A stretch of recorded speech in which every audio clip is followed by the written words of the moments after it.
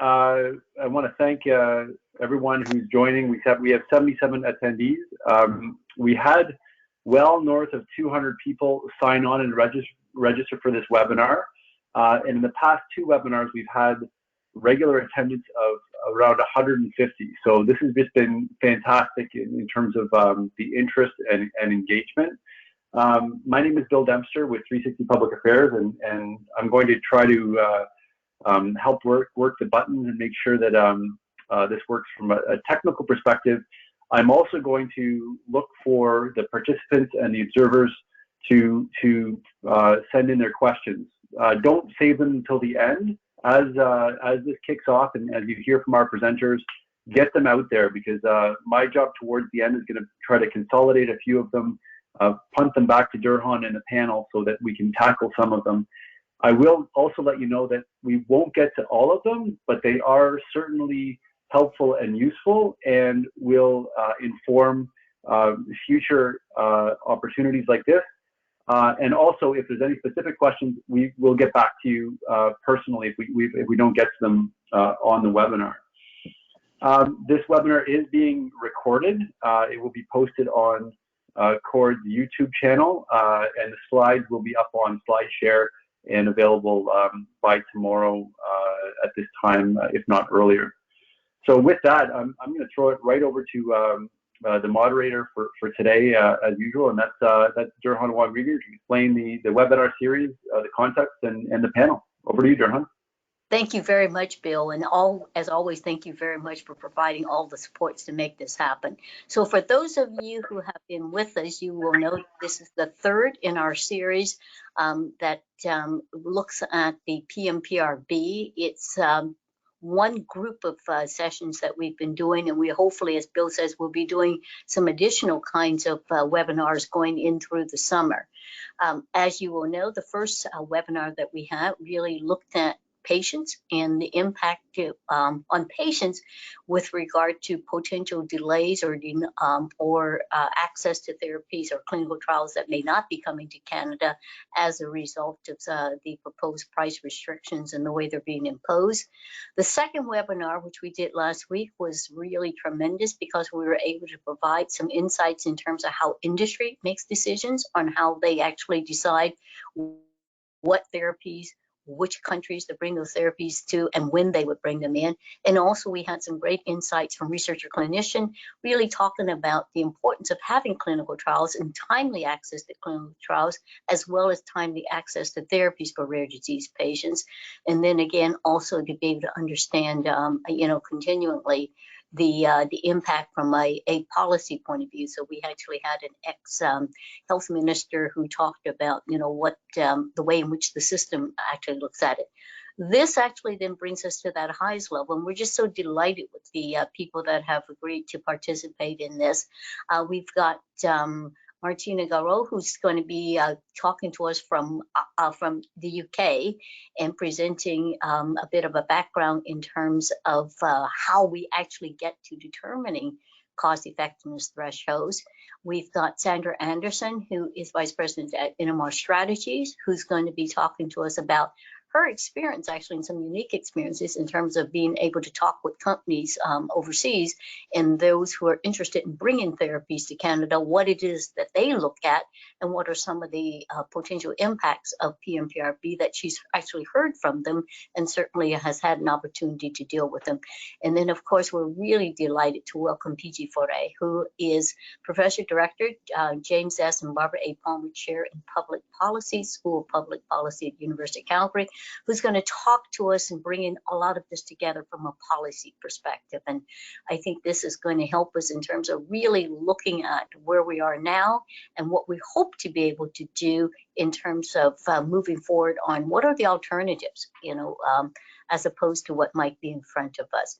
I'm presuming that many of us, and just put in the first slide there, Bill, have actually had the opportunity to be part of some of the discussions around the Patent Medicines Prices Review Board, and also understanding the challenges in terms of the impacts. But just to kind of bring us all on the same page, just to introduce again the two big changes that the PMPRB has actually introduced in terms of the federal regulations. The first was the change in terms of the basket of comparison countries in determining what would be the maximum list price, so that going from 7 countries, dropping the 2 highest to at 5 lower price countries. This is actually a change that would bring Canada much further down in terms of what our maximum list price would be, by putting it at about the medium of the OECD countries and netting probably about a 20% discount on the maximum list price. The other change in the regulations is one that has actually created a great deal more concern for patients, for industry, I think for clinicians, and for others that are wanting to assure that we can have a timely introduction of innovative therapies, and that is introducing economic factors that would set then the maximum rebated price, the actual price that is paid, putting that into a legal binding price, but also then introducing what would be a fairly arbitrary maximum at that the actual rebated or paid price at a $60,000 per quality adjusted life year, or $90,000 per quality adjusted life year for a rare disease drug. This is something that's very unique to the Canadian proposal. It's something that we have huge concerns of, because there's no evidence base for the designation of those numbers. And quite frankly, those numbers are really difficult and challenging for industry in terms of being able to address, including the uncertainty in terms of when and how those numbers would be actually, in terms of when and how the economic factors would actually be applied. So this is one of the things that has been a huge problem for us. Next slide, Bill. And this is just to give you the slide in terms of showing how, by dropping the 2 top countries, as you can see they're in the red, Switzerland and the US, it brings Canada much further down in terms of what the maximum list price would be. And then, so it brings us much more into the middle of the OECD. But if we apply the economic factors the way they're proposed, it would drive the rebated price somewhere down toward the very, very end. I always like to point to kind of what I see as that benchmark where we are up in terms of trying to pay for drugs at the price that Slovenia is paying for. So this is a huge problem for us. To that end then, as I said, we've had some opportunities to hear from patients, from the industry, from researchers, from some policymakers. We're really delighted, though, to now have the opportunity to maybe bring in kind of what might be happening. So Bill, maybe you can play the first video.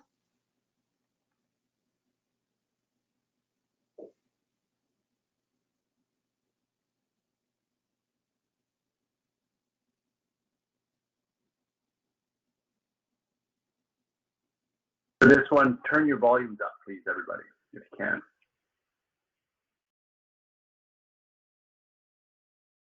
My name is Christine Pappas. In 2015, I was diagnosed with a rare bone marrow failure disorder called myelodysplasia.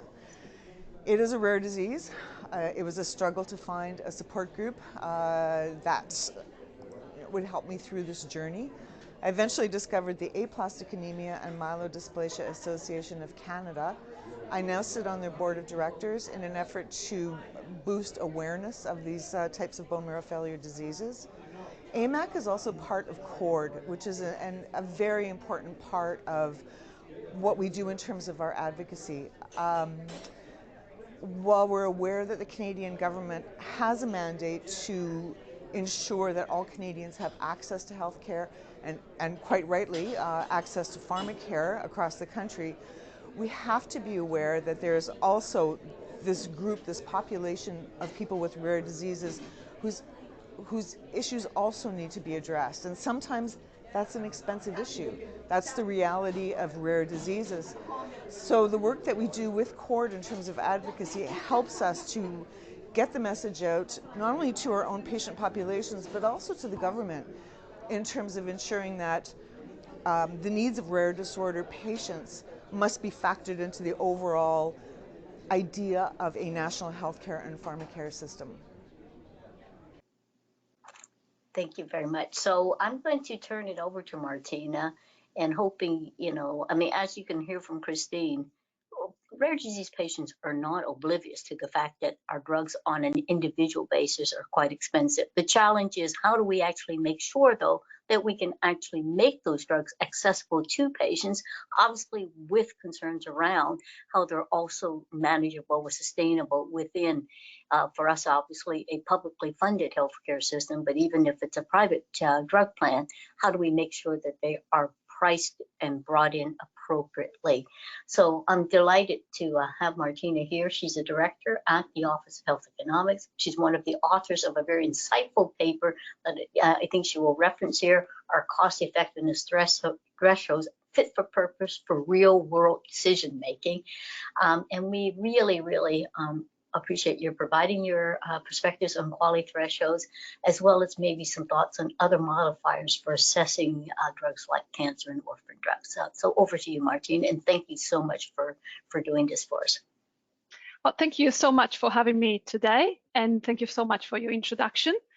So it's great to be here and be one of the panelists. So for those who don't know the Office of Health Economics, we are a research-based organization based in London, but with a global reach, as you can see from the invite from this webinar. So before I start, I just wanted to provide a disclaimer on the funding of the paper that Doreen has mentioned, which was funded by Roche. And also before starting going into the topic, I wanted to highlight what drove and why we did this research, which was nicely introduced by Doreen talking about the Canadian reforms. So because countries and sort of both public and private payers face limited resources, so to ensure that only the most valuable technologies are funded, health technology assessments have been introduced. Actually, I'm on the next slide, Bill. And so, next one. Yeah. And so that's why health technology assessments were established, and in many countries, including Canada and the UK. And but the reason why we started this work is because the key methodologies that underlying HTAs, which are cost effectiveness analysis and cost effectiveness thresholds, which are used, which acts as a decision rule, they are becoming more prominent, and their role is more and more important, because it started as a guide to resource allocation, and it's now becoming a key factor in price regulation, such as in the proposal of PMPRB. And so what we wanted to explore are the practical challenges of setting the threshold at the right level, and obviously in a way rooted in strong evidence, but also making it feasible from a policy perspective. And so with this paper, we wanted to open the debate on how to identify threshold.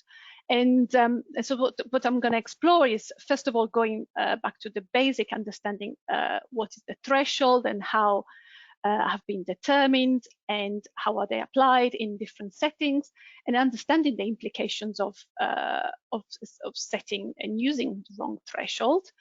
And then understanding also, going back to the cost effectiveness analysis, to what extent it captures all the relevant value elements. And then finally, I'll provide some conclusions. So next slide. So the cost effectiveness threshold determines whether the health gain provided by a new technology is worth its cost. But how do we measure health gains? It's important.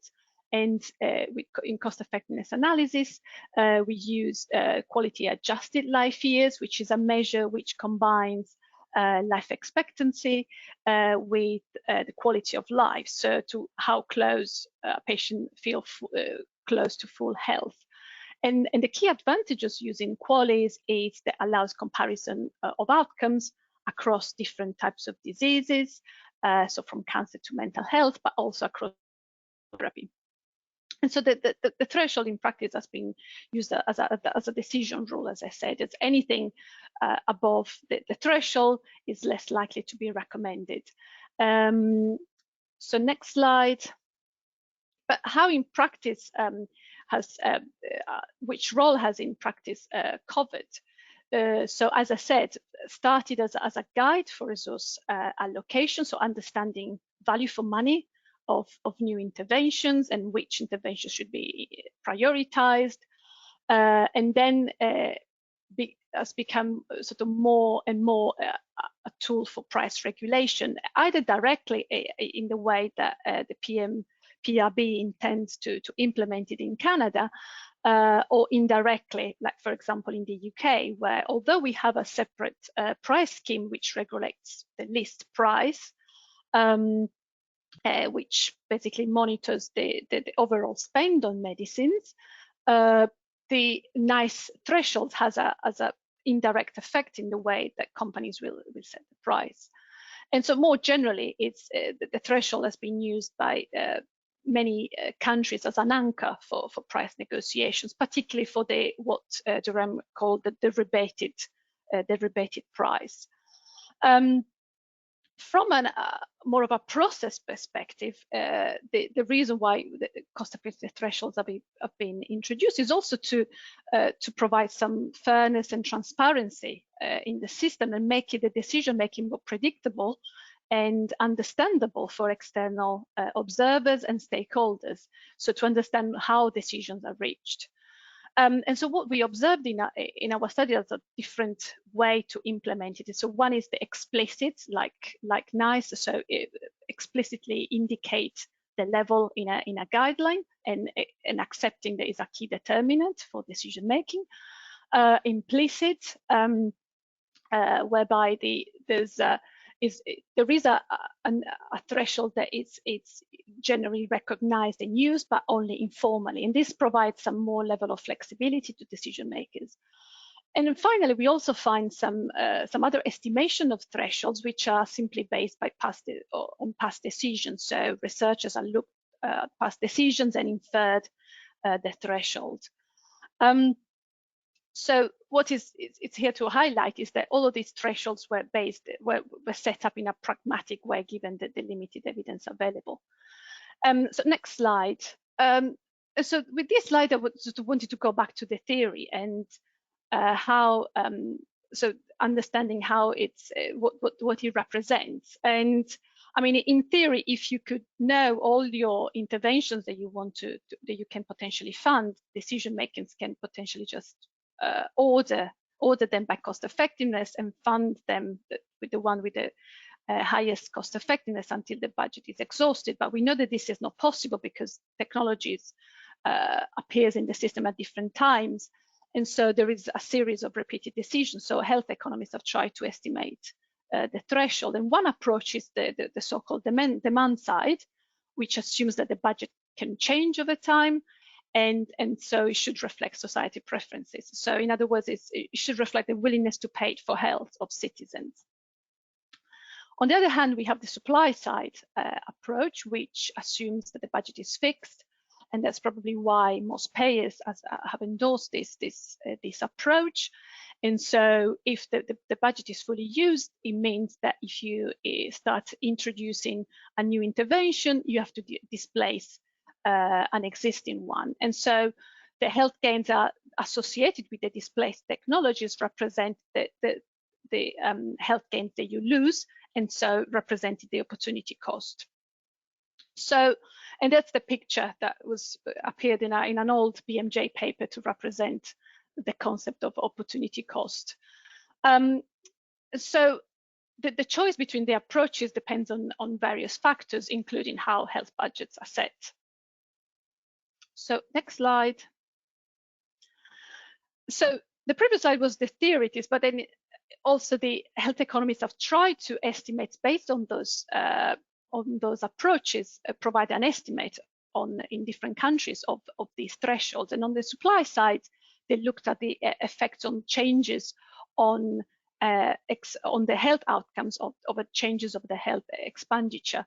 And I'm providing here as an example the latest estimates in the UK, which is between 5 and 15,000 cost per QALY gained, which is much lower than what NICE uses, which is an explicit threshold of 20 to 30,000.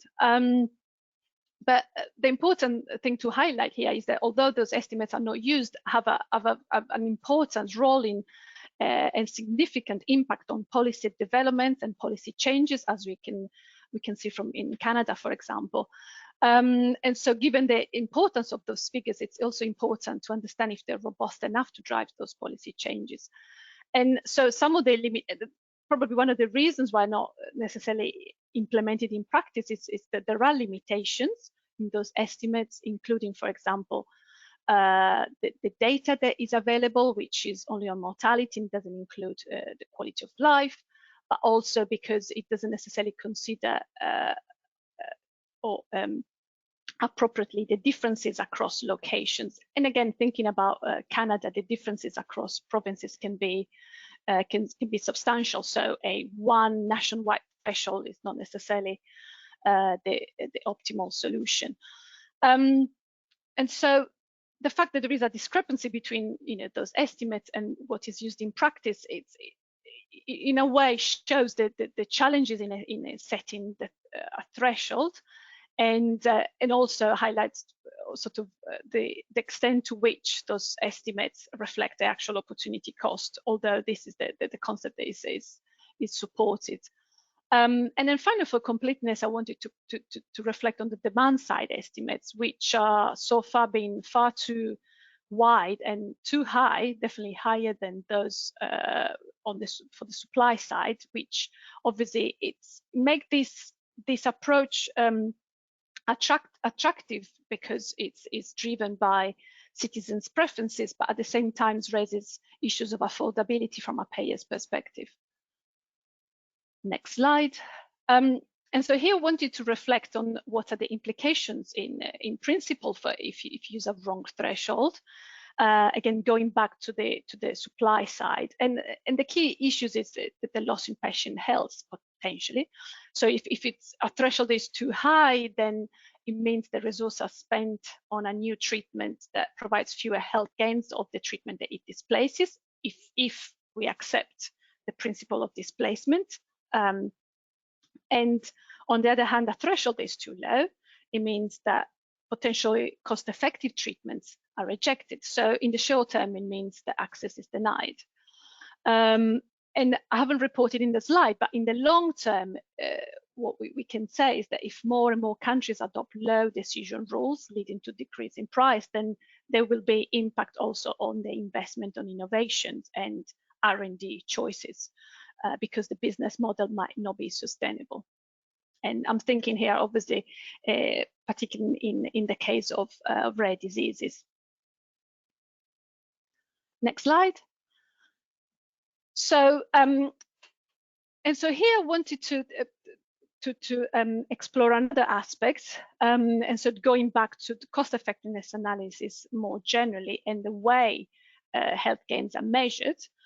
Because there's been quite extensive work in terms of understanding to what extent the QALY captures all the dimensions. And because, as I said, the QALY has many advantages, and that's why it's used in many systems.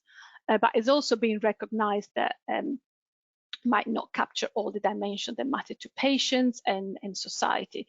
And that could be particularly more evident as more innovative technologies are developed or come into the market.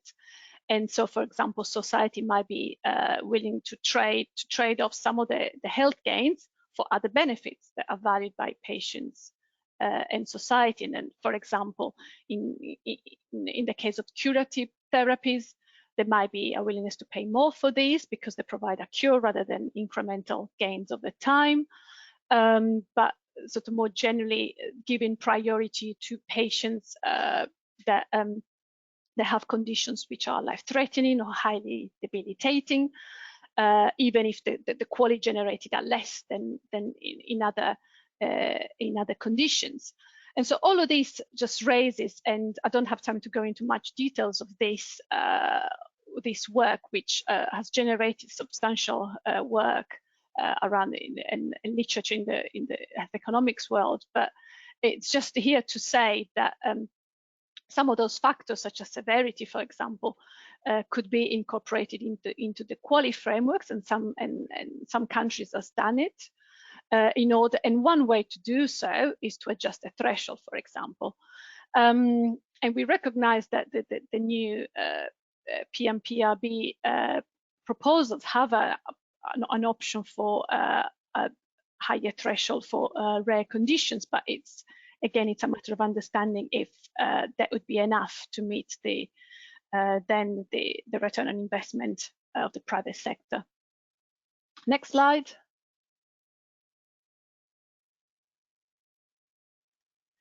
And so here is an example of where those other factors, which we can call modifiers, are applied in the UK, more specifically NICE in England.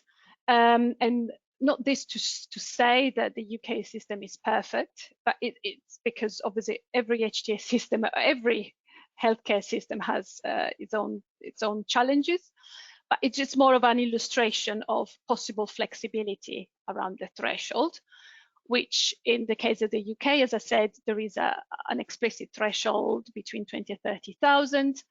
But there could be some special circumstances where some flexibility is allowed. And one of these is the end of life criteria. So medicines that treat patients which are at the end of life and that provides a certain amount of life extension, they can be appraised using a higher threshold of £50,000 per QALY. And this has been mainly, if not completely, applied to oncology medicines. And again, for oncology medicines, there are there is another possible route to get an early funding, although temporary, for promising oncology medicines that have large uncertainty in the evidence. So more they are funded until more evidence is provided. And in this case, there isn't necessarily a specific impact on the threshold, but it could be. We have observed some flexibility around the acceptable, the standard ranges. And finally, on the orphan drugs front, there is a specific program which I need to highlight is not for the whole set of orphan drugs, but it's only for those for very rare conditions. So it affects a very specific and limited, in a way, set of treatments.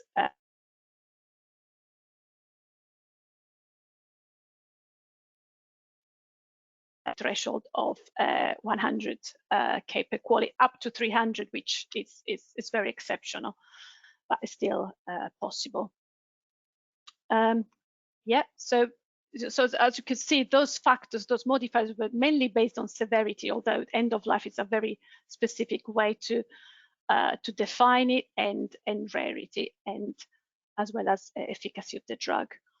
So next slide to conclude. So as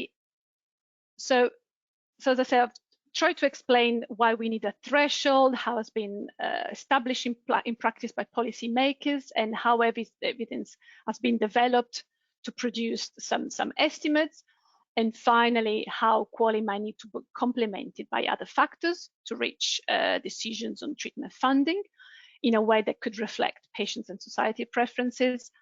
And so we concluded that a rigid single threshold might not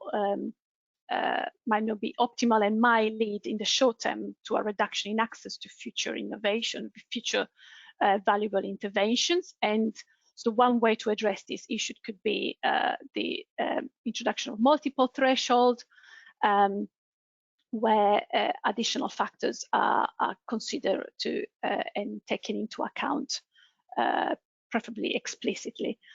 And so in cases where there is an intention to move to an explicit threshold, which we can support, particularly from a process perspective, because it increases the predictability of the system, it's also advisable to do it in what we call with a soft approach. So maybe looking at what are the past decisions and start using that threshold, so to avoid the major shocks that might occur on the reimbursement system, and then provide a range which can allow some flexibility for the decision-making committee, and obviously continue while at the same time continue to collect evidence. And this link to my last point, develop new models to estimate those thresholds.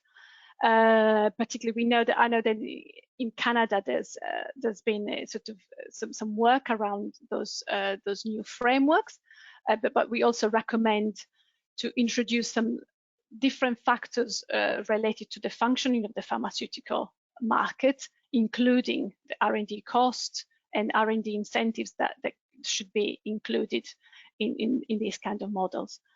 And yeah, this concludes my talk. Thank you very much for listening to me. So thank you so very much, Martina. Obviously, yeah, exactly. Obviously, you know, we would love to have a much longer presentation, but also a great opportunity as a kickoff in terms of a real roundtable, which we're hoping that we will be able to do sometime later. Thank you, first of all, for being able to provide so concisely an introduction to cost effectiveness threshold. That was a triumph in terms of making that so very understandable without having us being dragged through a whole bunch of formulas and numbers as well, which I think is important. The second thing, though, I will say is that honestly, when I read your paper, we almost wept, because this was exactly what we begged the PMPRB to do while we were actually looking at the draft guidelines. Can you help us understand where you came up with those cost effectiveness thresholds? Can you provide some evidence in terms of why those might be, you know, legitimate? Can we talk about a range? Can we talk about some other kinds of factors there? Why would this be, in fact, you know, what are the alternative models going forward? And as we know, none of that was allowed to us. And even the technical working group was not allowed to actually critique in the way that you did the way in which the thresholds were being put forth and how they might apply. So thank you so very much for providing both the work that went into it and also the opportunity for us to hear you present it so succinctly. You know, maybe before we go on, then Bill, if you can queue up the next video, and then we'll punt it over to Sandra.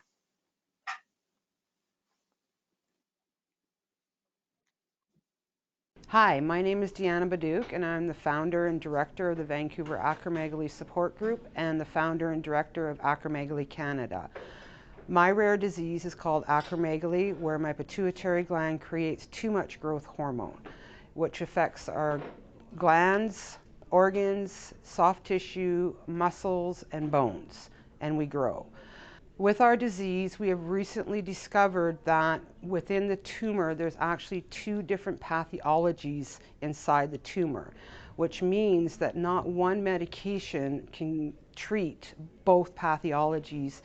And with the new medications that are coming out in trials, one of them might treat the one pathology of the tumor, and another medication might treat the other pathology of the tumor, which means that if we have the right one, we'll have a better quality of care. Stopping trials and new medications is the wrong decision for our federal government to make. Thank you very much to Deanna for providing that insight. I'm going to punt it over then to you, Sandra. And I know that you've had some unique opportunities, actually as an ambassador on behalf of Canada, to talk to foreign-based companies and their interest in bringing therapies to Canada.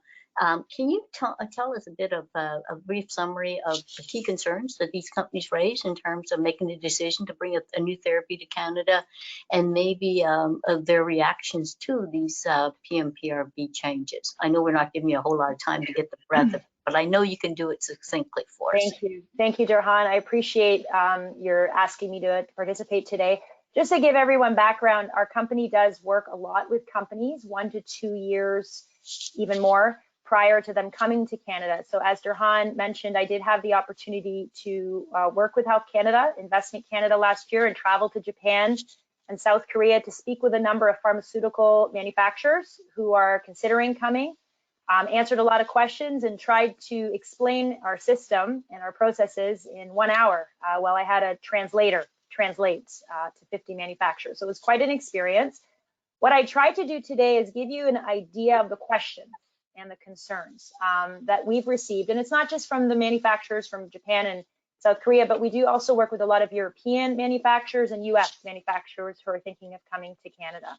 So if we go to the next slide, I worked with my team. We do have a team of market access consultants and regulatory specialists who work a lot with customers in the pre-development stage. And a lot of these questions are directly real world sort of questions that we have dealt with, and areas that some of the questions are coming from where manufacturers have concerns or questions around the process in Canada. And a lot of the questions are around their investments.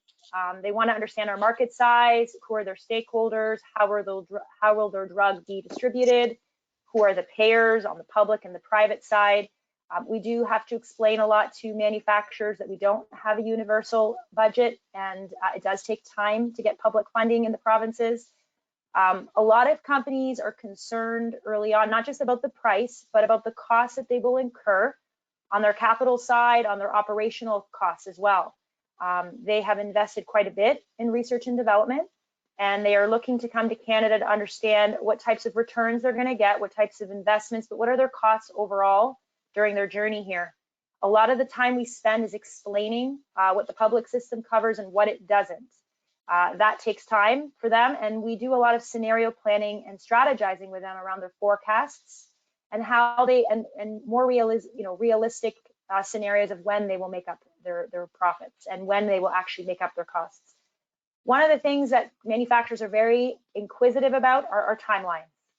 Timelines for how long it takes to put in their new drug submission with Health Canada, timelines for decisions with CADTH, timelines for the private and the public payer, and how long it will take for their drug to get reimbursed.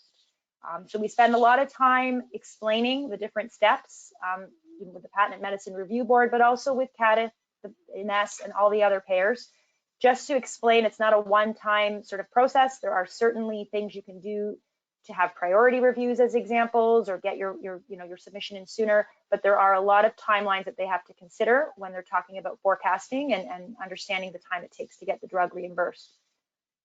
Price is a big question.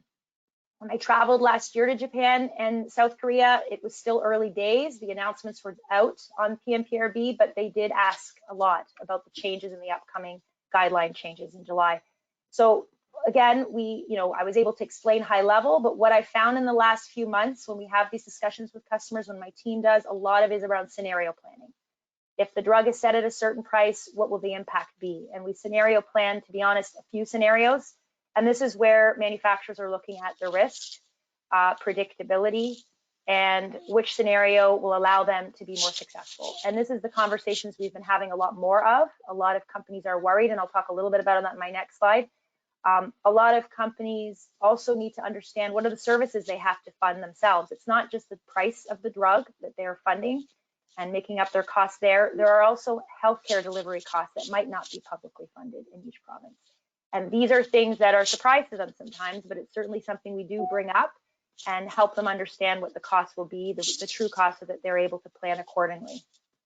A lot of customers are also asking and manufacturers around international data, and if Health Canada and CADTH will accept data from different countries. They've invested quite a bit into R&D. They want to understand if those data elements and outcome measurements will be accepted. They are certainly interested in the return on investment over time, but they're also really measuring risk. A lot of the conversations in the last few months have been more about that. They need to understand if they set up shop here in Canada, if they choose to take on drug establishment license costs, understanding their supply chain, and even physically setting up potentially a company here or partnering, what is the best way that they can afford to do so? They look at their pipeline, their future investments, their R&D spend, but it really is a risk and opportunity conversation these days, considering the changes potentially to their price. They do look at the stability of our country. We did spend a lot of time talking to manufacturers around the stability, the importance of research and development, and our strong academia here, and stable financial, market. However, they are looking at the pricing more closely now, and the realities around the listings that they will get. We do comparisons with different proxies to give them ideas, but this is where we've had some concern from customers now in the last few months about, will they actually get reimbursement? Will they get the price they need to be successful? And these are hard conversations, but this is the reality of what we're seeing across multiple manufacturers. One of the key questions, we do deal a lot with manufacturers when they come to Canada. These are rare disease companies, a lot of them. They ask us, does Canada have an orphan or rare disease policy? So this is a harder one to answer. We don't, and so it's around what are we doing to get there, and looking at especially the amazing work that CORD is doing and all the work that we're trying to do to get this formalized. But it is a question that comes up, and it's something that we do have to address on a regular basis. If we go to the next slide, one of the things I've tried to do is summarize some real world examples of what we've seen, observations in the last year. On the first column, cover, current over the past year, we have seen a decrease in new drug submissions coming to Canada. There's been multiple publications on this. Nigel Rawson did publish an article around the decrease in trials that are coming to Canada, so we have seen an impact, and this is something that we can validate through our observations. In the article, he did quote 52% reduction in R&D versus US trials over the last year compared to the year prior. We have also observed that over the last year. So whether that's because of PMPRB or not, it is concerning, that statistic. We've had a number of manufacturers, and I've listed some examples here, that have delayed their coming to Canada over the last year. A lot of it due to the uncertainty and concern of PMPRB. There's an example there of one that was already here in Canada, chose to launch, but then for their second molecule, they were uncertain and they basically delayed. We have another example over the last few months where we've been dealing with a customer for over 2 years, and they've delayed their launch. They're waiting to hear what the guidelines will be. We've seen other customers vocally tell us that they're used to being Canada is a tier 1 priority country, but in the last year it's been very hard internally to sell that they can continue to be a tier 1, and that Canada will likely become a tier 2 or tier 3. So prioritization has now, been a challenge. We've had manufacturers pretty vocal about the uncertainty of PMPRB. They've chosen to delay specifically because of the uncertainty, not knowing what's happening in July. And we've had a number of calls, even introductory calls, and just from the initial call, they're saying they're not really considering the risk. A lot of the companies that we're dealing with are in the rare disease space. This is a concern we have, and what I see in the future is that we're going to have more delays. We're going to have less launches and further decrease in investments if nothing is done. I am worried, and I think a lot of us are worried about that. Overall, Canadian patients with chronic diseases will not have the access to life-saving new specialty medicines if there is, not a change, an adjustment in the PMPRB. We also are concerned about the decreased investment on real patient support programs that will cause an extra burden on the public system. When we went in to speak to the PMPRB, we spoke about that. We talked about the concerns we have on the additional impact if manufacturers cannot pay for these types of services that help patients access the drug. There will be increased burden on the public system. So you will get more costs actually, in a different funding envelope to consider. These costs could be medical costs, wastage, misdosing, hospitalizations, etc., which increases hallway medicine, which is something that the government is against. So these concerns from our experience, from the team, and for future is something really we need to really think about.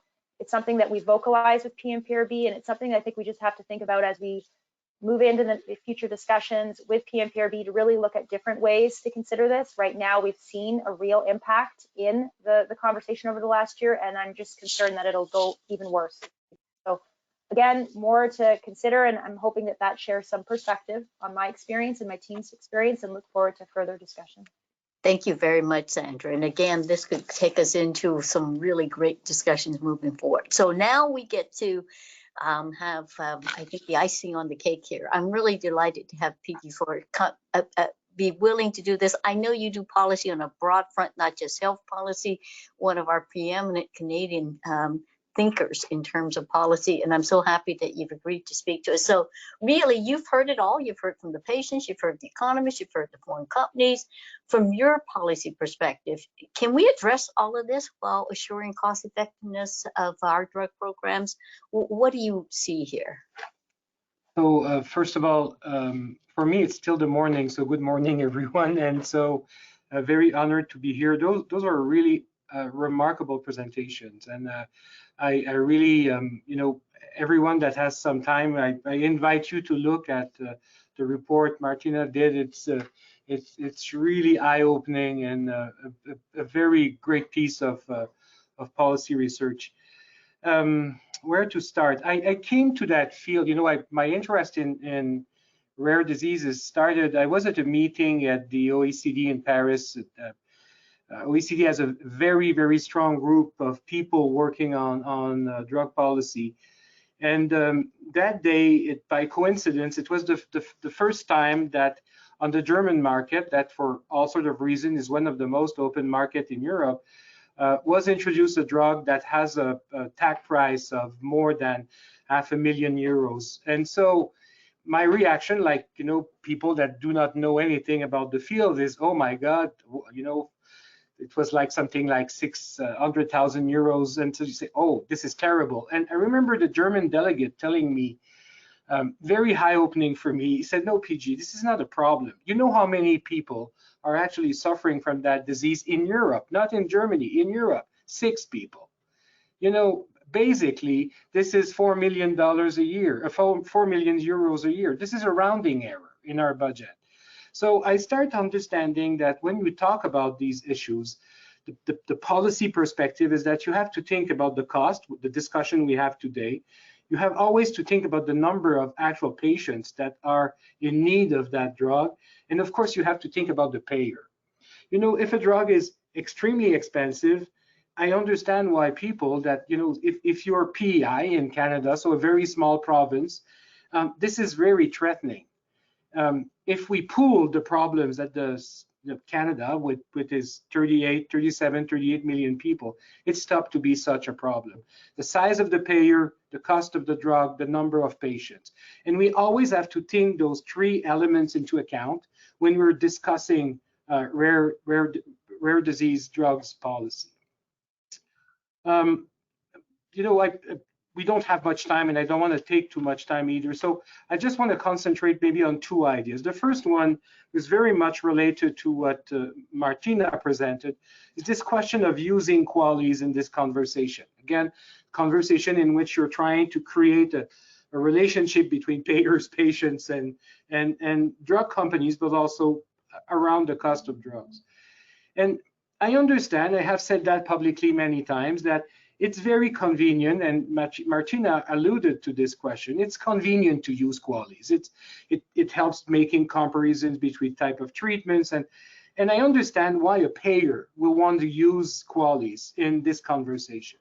And after that, it's our role to convince the payer, especially public payers, that there are issues with the measure, that the QALYs is not capturing the full and complete reality, that they are susceptible to biases and so on and so forth. It's very well documented. I'm not making it up this morning. You know, we know that QALYs are not very good to capture the experience of more vulnerable people. We know that they are culturally biased. There is a very famous experiment where people have tried to translate the QALY questionnaire in Japanese and discovered that it was not as simple as it looked like. And we start asking ourselves questions about, so in Canada, what about the questionnaire we're using for French Canadian like me, for other linguistic minority in the country, and so on and so forth. So it's okay. And we have a role to play, a constant role to play, to interact with the payers, to remind them that the QALYs is not the truth. It's just a tool. It's just a tool to facilitate a conversation in which we have to use other dimensions. My problem started when PMPRB was asked to use QALYs, because PMPRB is not a payer. PMPRB is a quasi-judicial body. And I am very nervous to see a quasi-judicial body that is using tools that we know are biased against vulnerable people, linguistic minorities, and so on and so forth. This is strange. This is a question that I think has not been discussed enough. We have accepted, or people in the policy committee have accepted too easily, that it was natural for PMPRB to start using QALYs in their work without thinking of the inherent biases within the tool itself, because those biases are going against a lot of Canadian values. Actually, you know, I could probably show that they are going against fundamental values in many countries. And I think the current COVID-19 crisis has revealed how much vulnerable people are treated in the end in our health system, not only in Canada, but also in other countries, in the UK, in France, in Germany, and so on and so forth. So the crisis has revealed that for long-term care. And I think that it's our role to show that it should be also evident for people that this is the case with the way we are dealing with the cost of drugs. And of course, it means that there is a lot of work to be done, and this is why I so much like the report from OHE, to start thinking about better practices that will open the way to introduce in our conversation those other dimensions of determining the real value of a drug. My second point has to do with PMPRB itself, and it's clearly connected to Sandra's presentation. Again, it's very eye-opening. You know, when PMPRB was established, as probably most people know, there was a very simple policy goal: keep the prices of drugs in Canada, not the cost, the prices of drugs in Canada 20% lower than in the US. Our two health systems are much more integrated than most people realize. And the idea was that the cost of living in Canada being relatively lower than in the US, it was important that we pay our drugs at a price that is proportioned to our cost of living. This was why the PMPRB was established in the first place. Go back to the answer, go back to the documents around the establishment of the board. My problem at this moment is I don't know what is the real policy goal behind the reform at this time. And because we don't have clarity on the policy goals, other than we want to lower the cost of drugs, but as everybody that has done, you know, just a few months of economics, the connection between price and cost is complicated. It's not the same thing. I could buy 100 very cheap car, and in the end they will cost me more than the price of one very efficient car. So it's the same for drugs. And so this idea that by controlling price we will have an impact on cost, this is not demonstrated. This will ask for a real conversation that has not taken place. And to go directly back to Sandra's presentation, I think that the other thing that I found that a concern for me, at least, and again, I'm agnostic, it's just that because of the lack of transparency in the conversation, we don't know. But the drugs that are introduced on the market today are very different from the drugs that were introduced in the 1990s. A lot of them are biologics, as you know, and those drugs have a much shorter shelf life than the drugs that were introduced 20 years ago. The capacity for competition to take advantage, the field is extremely open. The knowledge base for those drugs is much more open than the knowledge base of especially the blockbusters that were introduced in the 80s and the 90s. So I understand that the logic of volume price agreement, which is also part of the new lingo of PMPRB, makes no sense in that universe. You know, you do volume price when you have the impression that the number of patients that will be benefiting from your drug will always be increasing. In the case of most of those drugs, like Sandra, I'm talking to drug companies executive from time to time, and they're telling you they probably know how many patients could take the drug to, you know, at 100 or 500 people close to. So in that context, very, very different from what we have seen. And my impression is that we're trying to apply and this is my last point, solution of the 1990s to problem of the 21st century.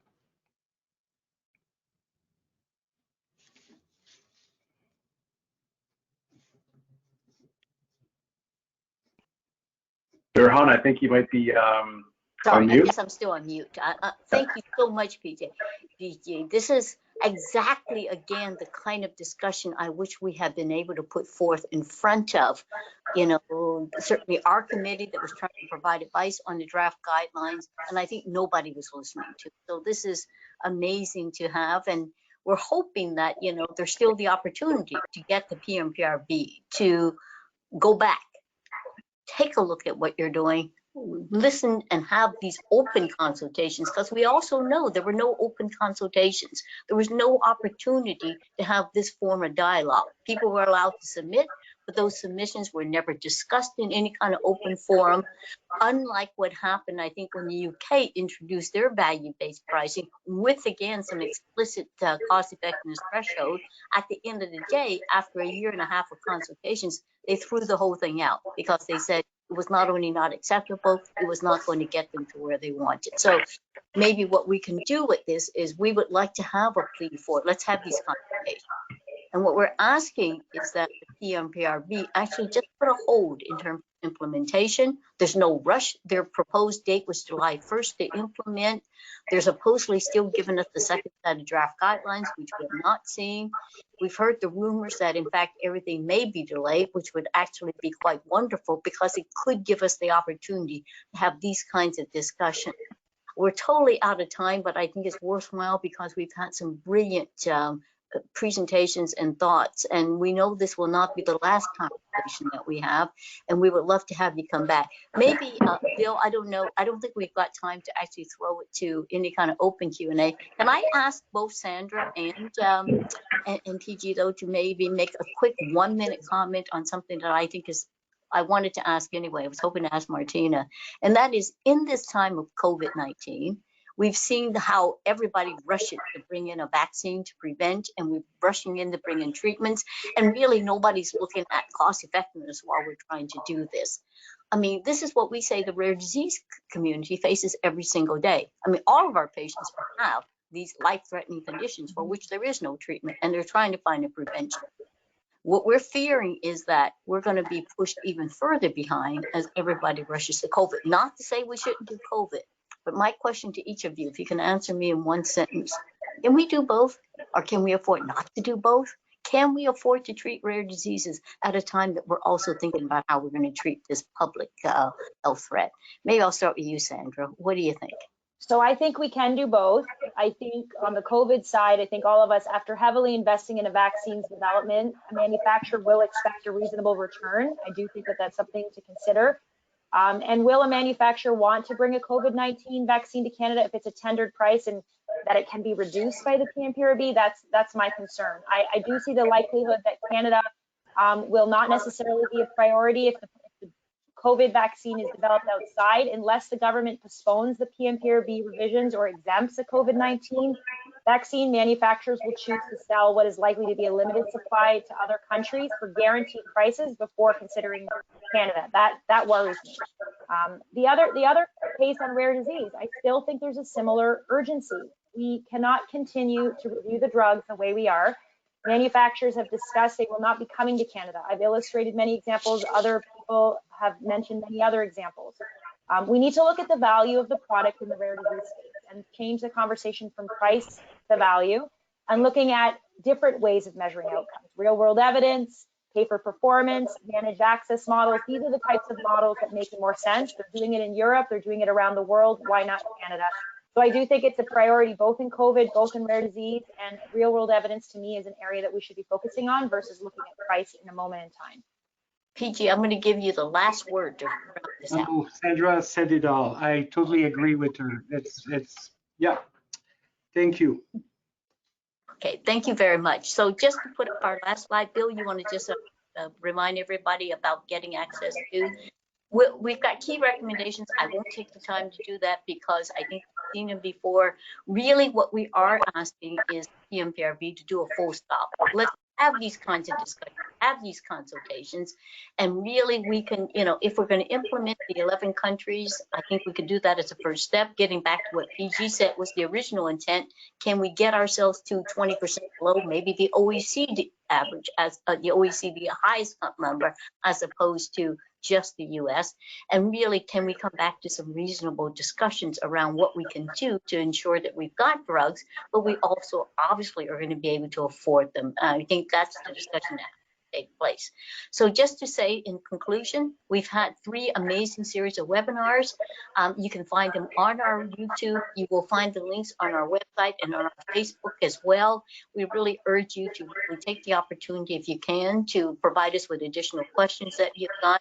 And we really urge you to stay tuned, because we will be bringing in maybe not just webinar, but some roundtable discussions as well, and looking for some creative ways to continue to engage with not just our patient community, but the broad community. Just really want to thank Martina, Sandra, and PG for really taking the time and bringing us such amazing, amazing insights. We very much appreciate it, and look forward to hopefully having you come back as we extend this conversation. Thank you again very, very much.